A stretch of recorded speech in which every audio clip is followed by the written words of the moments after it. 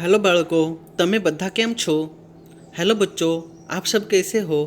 બાળકો, આજે આપણે ગુજરાતી વ્યાકરણ ચોપડીમાંથી પાઠનું નામ છે સમાસ. આ પાઠ વિશે ભણીશું. बच्चों, आज हम गुजराती व्याकरण किताब में से पाठ का नाम है समास. इस पाठ के बारे में आज हम पढ़ाई करेंगे. तो आइए बच्चों, अब हम पाठ की शुरुआत करते हैं.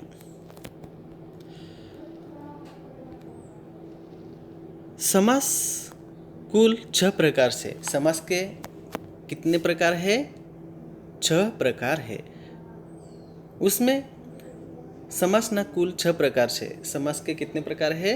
6 प्रकार है. उसमें पहला है द्वंद्व समास. पहला कौन सा प्रकार है? द्वंद्व समास. तो उसमें पहला प्रकार कौन सा है बच्चों? द्वंद्व समास. द्वंद्व समास कोने कहवाय? तो जो बाळको, समासने छूटो पाड़ती वखते वच्चे के अन्य अथवा जेवा शब्दों आवे त्यारे द्वंद्व समास बने. द्वंद्व समास कब बनता है? कि जब समास को अलग करते हैं हम, तब उसके बीच में के अन्य अथवा जैसे शब्द आते हैं तो उससे क्या बनता है? समास बनता है. अभी जैसे द्वंद्व समास किसे कहते हैं? तो द्वंद्व समास किसे कहते हैं बच्चों? यह परिभाषा भी आ सकती है परीक्षा में. तो द्वंद्व समास किसे कहते हैं? कि द्वंद्व का अर्थ है दोनों, अर्थात जिस समास में दोनों पद प्रधान हो वह द्वंद्व समास होता है. इसमें इनको मिलाने वाले समुच्चय बोधक अव्यय और तथा एवं का लोप हो जाता है, तो इन्हें द्वंद्व समास कहते हैं. द्वंद्व समास के उदाहरण देखिए बच्चों. द्वंद्व समासना उदाहरण नीचे आप्या छे कि माँ बाप. तो एमा माँ अने बाप, तो एमा आपणे कयो शब्द लेवुं छे? माँ बाप. तो अहीं जो बाळको, माँ बाप आ साथे शब्द छे, तो अहीं अलग कर्यो छे माँ अने बाप. तो अहीं वच्चे कयो शब्द आव्यो? अने. कयो आव्यो? अने शब्द आव्यो, माँ अने बाप. तो आ इनको क्या किया है? ये शब्दों को, माँ बाप, ये शब्दों को क्या किया है? अलग किया है. क्या? छूटा पाड्यो छे. आ शब्दों ने शुं कर्युं? छूटू पाड्यो. तो जुओ, अहीं माँ बाप साथे शब्द लख्या छे, तो अहीं माँ अने बाप, मतलब यहाँ पे माँ बाप साथ में शब्द लिखा हुआ है, तो यहाँ पे माँ और क्या लिखा हुआ है? माँ और बाप. तो यह इनको छूटा किया है, अलग किया हुआ शब्द है. आगे जो बाळको, चा कॉफी. चा कॉफी आ शब्द साथे ज लख्યું છે, तो અહીં अलग કર્યું છે चा के कॉफी. અહીં आ शब्द ने अलग કર્યું છે चा के कॉफी. मतलब यहाँ पे देखिए बच्चों, यहाँ पे अलग किया है. यहाँ पे देखिए चा कॉफी को अलग किया है. यह चा की कॉफी. तो यह क्या? शब्द को अलग किया जाता है. अभी 3 नंबर का उदाहरण देखिए. सवार शांत. सवार अथवा शांत. सवार शांत, सवार अथवा शांत. तो ये सवार शांत साथ में लिखा है, तो सवार अथवा शांत. तो ये शब्दों को क्या किया है? अलग किया है. सवार मतलब हिंदी में क्या होता है? सवार शांत मतलब सुबह शाम. तो यहाँ पे सुबह हिंदी में है सुबह और शाम. सुबह और क्या? शाम. तो यह इन शब्दों को अलग किया है. अभी 2 नंबरનું ઉદાહરણ છે. બીજા નંબરનું ઉદાહરણ છે તત્પુરુષ સમાસ. કયું છે? તત્પુરુષ સમાસ. तो तत्पुरुष समास कोने कहवाय? तत्पुरुष समास किसे कहते हैं और तत्पुरुष समास से कैसे शब्द बनते हैं? समास ने छूटो पाड़ता वच्चेनो नी, नु, ने, ना, एथी माँ जेवा विभक्ति पदों आवे त्यारे तत्पुरुष समास बने छे.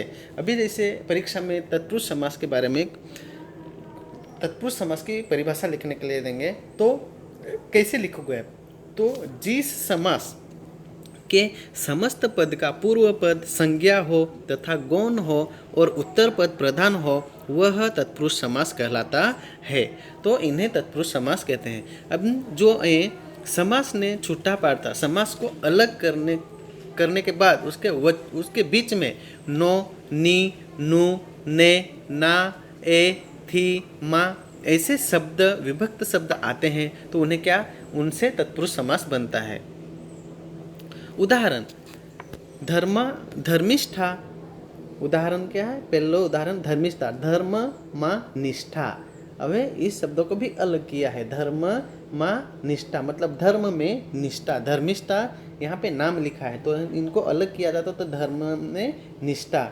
यहाँ पे देखिए धर्मिष्ठा, तो यहाँ पे धर्म माँ, तो यहाँ पे माँ शब्द, यहाँ पे माँ शब्द है तो देखिए माँ यहाँ पे लिया गया है। तो उसी तरह राम राज्य, तो राम राज्य शब्द लिया है तो रामनु राज्य, तो यहाँ पे रामनु राज्य, तो यहाँ पे नु शब्द यहाँ पे लिया है, नु, रामनु राज्य। जन्मदाता, जन्मनो दाता, जन्मदाता, जन्मनो दाता, तो यहाँ पे नो शब्द दिया हुआ है। तो इसी तरह ये तत्पुरुष समास के उदाहरण है। जैसे कि हम भी ऐसे कई सारे शब्द बनाते हैं।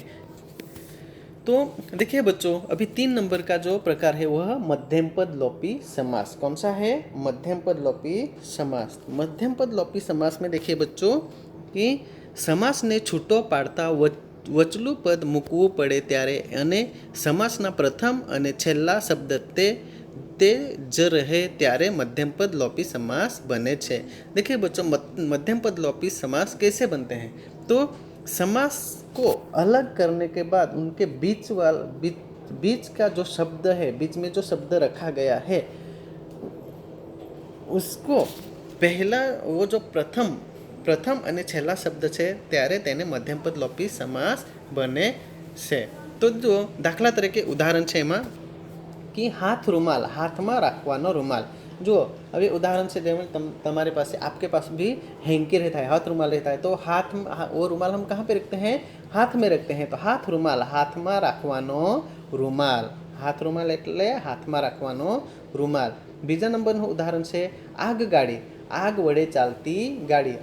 हमें शू आगगाड़ी कहें, मतलब ट्रेन, जो ट्रेन है उन्हें क्या कहते हैं? आगगाड़ी कहते हैं। तो आग वड़े मतलब वो आग के ऊपर चलने वाली गाड़ी, आग वड़े चालती गाड़ी।